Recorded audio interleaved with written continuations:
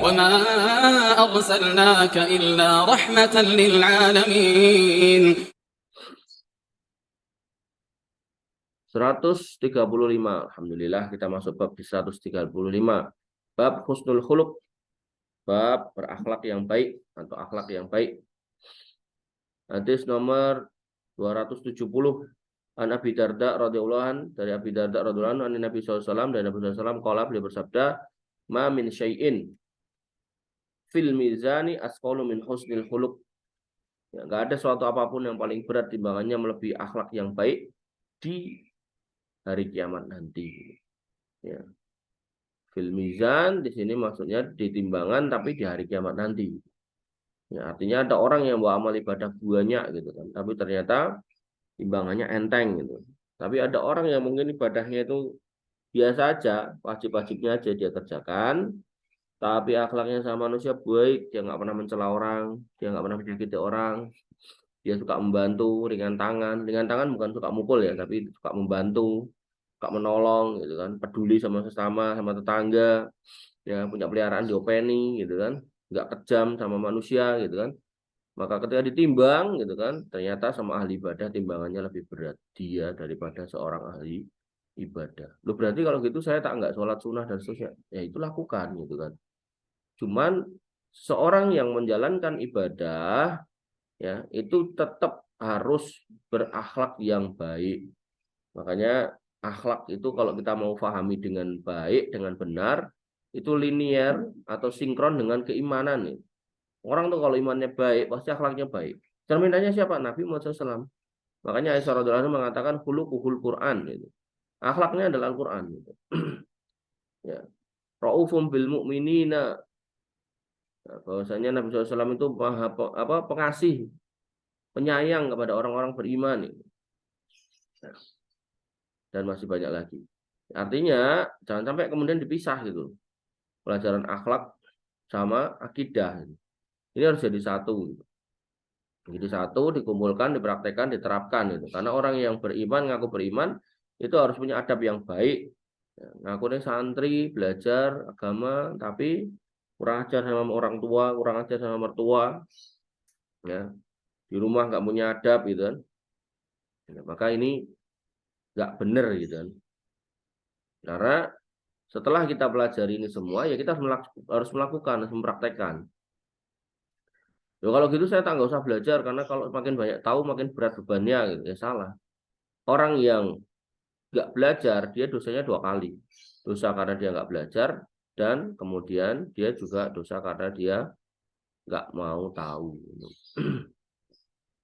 Wanifidina azan ya Allah wa iyyakum. Hadis 271 an Abdullah bin Umar radhiyallahu an qala, dari Abdullah bin Umar radhiyallahu an, beliau berkata, lam yakunin nabiyyu sallallahu alaihi wasallam fahishan. Nabi sallallahu alaihi wasallam bukan orang yang keji. Bukan orang yang keji. Wala mutafakhishan, dan bukan pula orang yang sengaja berbuat keji.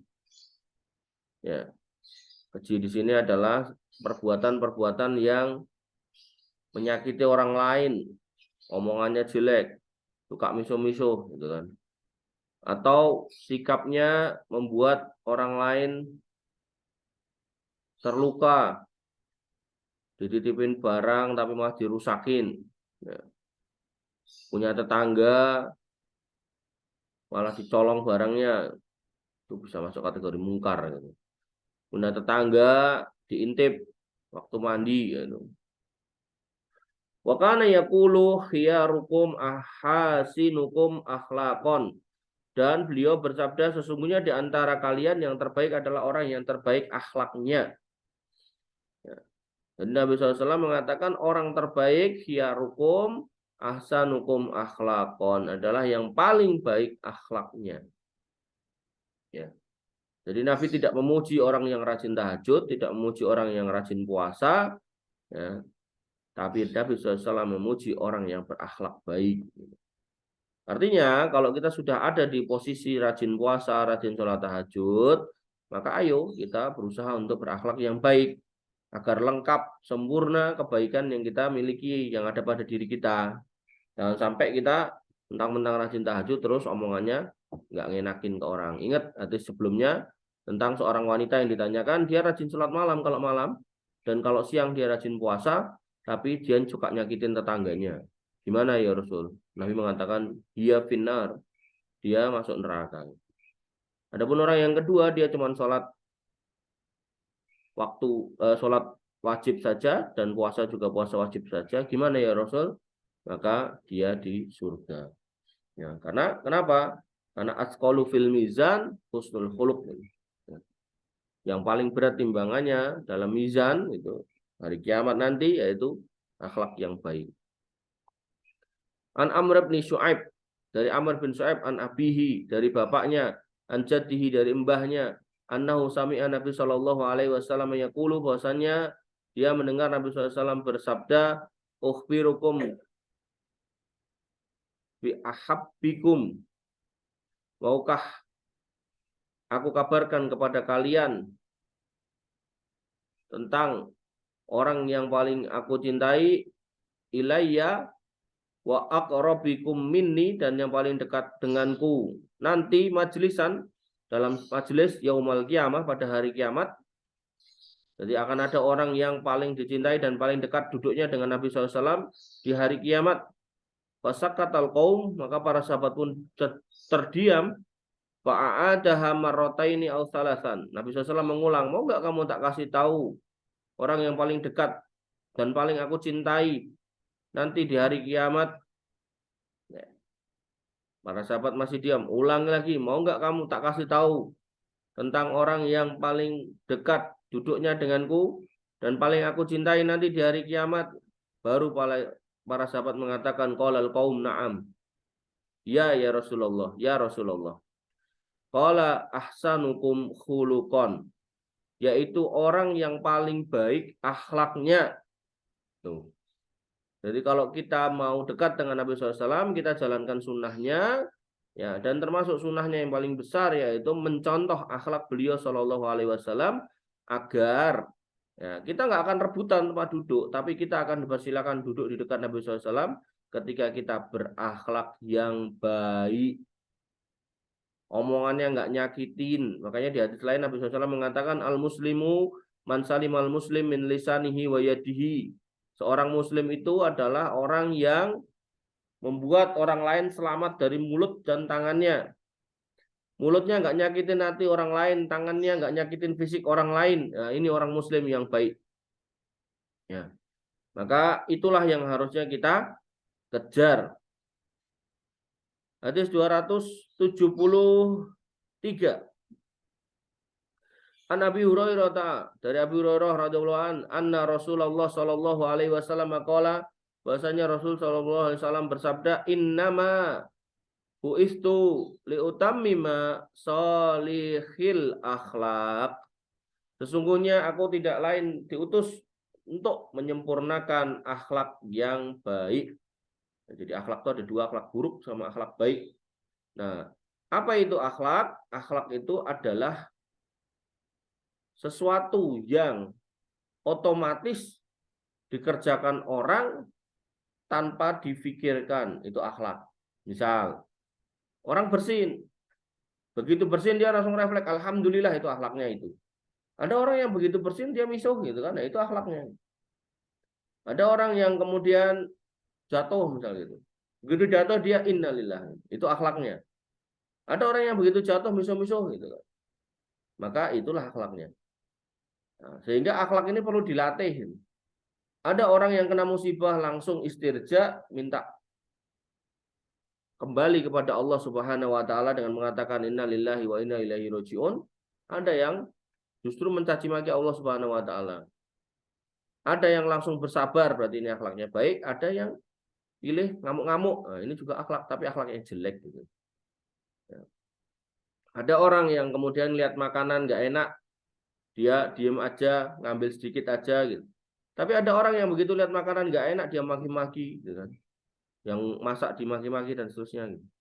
Nah, maka mari kita belajar akhlak yang baik dan kita jauhi akhlak yang buruk, agar kita nanti duduknya paling dekat dengan Nabi Shallallahu Alaihi Wasallam. Wanifidina azani Allah wa ayakum, hadis 274.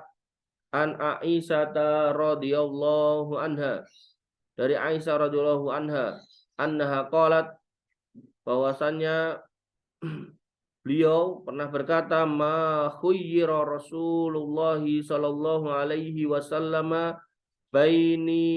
baina amroini illah aisaruha malam yakun isman. Tidak pernah Rasulullah SAW diberi pilihan antara dua perkara kecuali beliau memilih yang paling mudah dari keduanya selama bukan dosa. Nah, ini ajaran Nabi ya. Jadi kalau ada pilihan dua, maka pilih yang paling mudah. Nah, ini bisa diterapkan kalau kamu ujian. Ujian dikasih waktu terbatas, ya kan? Kerjakan yang paling mudah. Jangan ngejar yang sulit, akhirnya yang mudah nggak dikerjakan. Cari yang paling mudah, kerjakan dulu. Ini dari Nabi udah ngajarin kayak gitu. Nah, banyak orang pinter nggak lulus ujian tuh karena dia sibuk ngerjakan yang sulit, ya, terjebak di situ nggak selesai-selesai. Padahal Nabi udah punya petuah, udah punya nasihat, ya toh, atau udah punya kebiasaan. Kalau ada pilihan dua yang sulit, pilih yang paling mudah. Kalau ada pilihan dua, satunya penting, satunya nggak penting, pilih yang penting. Kalau ada pilihan dua, satunya penting banget, ya pilih yang paling penting. Kalau ada pilihan dua, satunya sunnah, satunya wajib, pilih yang wajib. Ya, kalau ada pilihan dua, satunya fardu kifayah, satunya fardu ain, pilih yang fardu ain. Gitu terus ya. Di situ kalau kemudian kita paham ini, ya maka hidup kita nggak akan pusing, nggak akan bingung gitu. Fa'idza kana isban kana ab'adan nasi minhu. Maka apabila itu dosa, maka beliau adalah manusia yang paling jauh dari dosa itu. Jadi kalau pilihannya kok ada dosanya, beliau pasti meninggalkan, nggak mau milih dosa. Milih minum teh atau minum khamar, ya pasti minum teh Nabi, nggak mau minum khamar. Ya kita sebagai orang muslim juga gitu gitu. Ketika ada pilihan, Mas, ini loh Mas, minuman khamar gitu kan. Kita harus ingat bahwasanya masih banyak ratusan minuman halal. Ya, cuman pesan saya jangan banyak minum yang kemasan gitu kan, karena itu mengandung banyak gula, nanti tidak sakit gula. Tapi kalau kita mau hitung yang kemasan atau yang selain khamr, yang halal itu banyak gitu, dari mulai yang kopinya, yang susunya, belum lagi jus-jusnya gitu loh. Ya. Tapi ya tadi pesannya jangan banyak-banyak gula, gitu. Mentang-mentang halal banyak-banyak gitu kan. Makanya Allah Subhanahu wa taala mengingatkan di dalam Al-Qur'an, kulu wasrobu wala tusrifu. Ya, silakan makan, silakan minum, tapi jangan berlebihan apapun gitu kan. Ya. Walaupun halal ya jangan berlebihan. Ya. Lanjut ya. Wa man taqama Rasulullah sallallahu alaihi wasallam li nafsihi illa antun tahaka hurmatullahi ta'ala fayantagimu lillahi azza wa jalla biha. Dan Rasulullah SAW tidak pernah membalas dendam untuk dirinya. Ya, jadi tidak pernah membawa dendam atas nama dirinya. Jadi Nabi kalau disakiti secara pribadi, diludahin, dia nggak pernah marah. Nah, dihina, dicaci maki orang nggak pernah marah. Kecuali jika yang dilecehkan, yang dijatuhkan itu adalah Allah, maka beliau menuntut balas untuk Allah Subhanahu wa Ta'ala. Jadi ketika kita mau melakukan apapun, kalau bisa itu niatkan untuk Allah Subhanahu wa Ta'ala. Ya, makanya di dalam kitab Arba'in Nawawi hadis yang pertama, Nabi SAW mengatakan innamal a'malu binniyat, sesungguhnya amal ibadah itu tergantung niatnya. Ya. Apapun itu. Kalau kemudian niat kita bukan karena Allah Subhanahu wa Ta'ala, maka nilai pahalanya sedikit. Maka dalam hal ini Nabi SAW memberikan contoh bahwasanya Nabi SAW nggak pernah dendam, ya, kecuali kalau memang yang disakiti, yang dianiaya, yang dilecehkan, yang direndahkan itu adalah Allah Subhanahu wa Ta'ala, maka beliau baru marah. Nah, lalu kita gimana? Maka kalau kita yang dihina kita, yang dilecehkan kita, maka bersabar saja. Tapi kalau kemudian yang dihina adalah Rasulullah, yang dihina adalah Allah Subhanahu wa Ta'ala, maka kita harus menunjukkan sikap tidak setuju atas apa yang disampaikan orang tersebut. Ya. Kalau ada yang menghina Rasul, ya kan, ada yang melecehkan Rasul, maka sikap kita harus marah. Jangan sampai kita ikut ngakak itu. Kayak yang belum lama itu viral gitu kan. Ada orang jahil, orang fasik yang dia ngomong bahasanya khamr itu adalah minuman Rasulullah itu. Pada ketawa itu di situ. Maka yang ngomong, yang dengar, yang ketawa sama aja. Sama-sama bermasalah itu imannya. Nah, kalau kita nonton itu dan ikut ngakak, maka ya bermasalah iman kita. Ya, kita harus marah dengan itu ya. Kita nggak boleh kemudian ikut ketawa, ikut ngakak, menyetujui omongan itu. Itu omongan yang tercela. Baik, alhamdulillah kita sampai di hadis 275. An Abdillah qala, Abdillah di sini Abdillah bin Mas'ud, dari Abdillah bin Mas'ud, beliau radhiyallahu an berkata, innallaha ta'ala qasama bainakum akhlaqakum kama qasama bainakum arzaqakum. Sesungguhnya Allah Ta'ala telah membagikan akhlak-akhlak di antara kalian sebagaimana Allah Subhanahu wa Ta'ala juga membagikan rizki-rizki di antara kalian. Wa innallaha ta'ala yu'til mal man ahabba wa man la yuhib. Dan sesungguhnya Allah Subhanahu wa Ta'ala memberikan harta kepada yang dicintainya dan juga kepada yang enggak dicintai. Artinya kepada orang Islam dikasih, orang kafir ya dikasih. Wala yu'til imana illa mayyujib. Tetapi Allah tidak memberikan iman kecuali kepada yang dicintai, yaitu orang-orang yang terpilih. Dan insya Allah kita termasuk orang yang terpilih yang mendapatkan karunia iman tersebut. Faman donna bil mali ayun fikohu wa khafal aduwa ayyujahida wa habal laila ayyuka bidahu fal yuksir min qawli la ilaha illallah wa subhanallah walhamdulillah wallahu akbar. Maka barang siapa yang merasa kikir dengan harta untuk ia infakkan, kan tadi Allah ngasih harta tuh baik kepada orang yang dicintai dan juga kepada orang yang enggak dicintai. Baik kepada orang Islam ya dikasih, orang kafir ya dikasih. Tapi Allah hanya mengasihkan iman itu hanya kepada orang yang dicintai, maka barang siapa yang merasa berat untuk menginfakkan hartanya padahal kepada orang kafir ya dikasih, dan Allah sudah punya janji nih kalau kita infak tuh Allah pasti akan ngasih lagi gitu kan. Atau kemudian barang siapa yang takut menghadapi musuh padahal Allah berjanji akan memberikan kemenangan gitu kan. Atau merasa sulit untuk bangun malam, untuk menegakkan sholat malam, untuk banyak berzikir di tengah malam, ya, maka hendaklah dia mengucapkan atau memperbanyak bacaan la ilaha illallah wa subhanallah walhamdulillahi wallahu akbar. Jadi seorang muslim ya udah tahu kalau Allah yang membagi rizki, Allah yang membagi iman, Allah yang menjamin hidupnya, maka kalau punya kesempatan berinfak jangan pelit. Kalau punya kesempatan untuk berjihad jangan takut. Kalau punya waktu untuk bangun malam, ya kan, artinya nggak capek banget bisa bangun, ya bangunlah. Ya, jangan cuma bangun untuk buang air kecil atau besar lalu tidur lagi, rugi gitu loh. Oh kalau saya sholat tahajud saya subuhnya selalu kesiangan, ya sudah bangunnya sebelum subuh setengah jam, nggak apa-apa gitu kan, dipepetin subuh. Sholat tahajudnya nggak usah banyak-banyak, 4 rakaat aja gitu, sama witirnya 1, nggak apa-apa, diatur aja, yang penting konsisten. Amal itu sedikit tapi konsisten itu lebih baik gitu. Wa nabiyina azani Allah wa iyyakum, la ilaha illallah wa subhanallah walhamdulillah wallahu akbar. Itu ajaran Nabi SAW. Baca itu agar kemudian kita dimudahkan dengan iman yang baik, kita bisa berinfak, kita bisa berjihad, dan kita bisa bangun malam atau melakukan amal-amal yang sulit.